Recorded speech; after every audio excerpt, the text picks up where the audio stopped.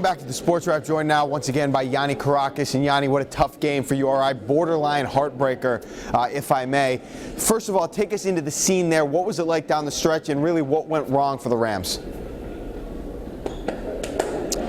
Well, you know, they had control into the second half, and Oregon went on an 8-0 run in the second half. And then in the final moments, you know, it was that turnover. Jared Terrell looking for Karan Iverson down low. That enabled the Oregon Ducks to get the ball. Tyler Dorsey's three put them ahead. He had a career-high 27 points. And then URI had just called their last timeout, so there was really some confusion as they had the ball with about 45 seconds left as to what to do. They got a couple three-point shots, but ultimately the no timeout hurt them. They couldn't set up and get organized, and you know, I wouldn't call it a meltdown. Obviously it was a tough defeat, but you know, they'd like to execute better down the stretch. Certainly not a meltdown. How do you assess, and you got to feel bad for the kid, but Hassan Martin, 0 points, 0 rebounds, he was in foul trouble. What did you make of his performance?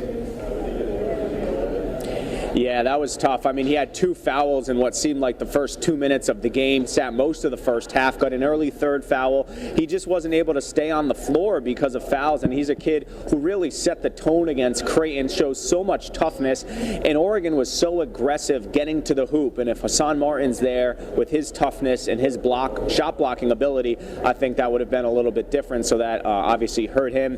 He was emotional after the game, crying, coming off the game, but he and you know, E.C. Matthews, that first class for Dan Hurley that set the building blocks for this program. So a terrific career for Hassan Martin. He, of course, will be missed in Kingston. What about the matchup as far as the Rhode Island athletes and their talent going against those Oregon guys? A lot of length on Oregon. I mean, URI was in control for a big portion, especially in the middle part of that game. Should they have won this game? I guess that's what I'm asking. I guess it was probably, I mean, when you consider they were up 11 early in the second half, yes, they should have won the game. But talent-wise, I don't think it was as big of a disparity as some would have said. Oregon really talented, long, athletic, but URI, I think, was as tough or maybe tougher than Oregon, fighting for loose balls and what have you. So from a talent perspective, maybe Oregon has more raw talent, but this URI team is so tough, and they showed that again tonight despite losing. It was an absolute joy to watch them play, to watch them compete. They weren't scared. They were ready for everything that Oregon threw at them.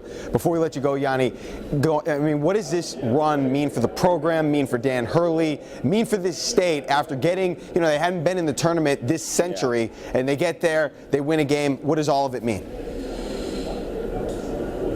Well, it's huge. I mean, we all waited since 1999 for the last tournament, and, you know, they got here, they won a game, they made some noise, and once you get to the tournament, I think Dan Hurley thinks he can build some momentum now and keep this train moving for years to come. They lose Hassan Martin, they lose Karan Iverson, but a lot of talent returning, some good recruits, so I think they're moving in the right direction.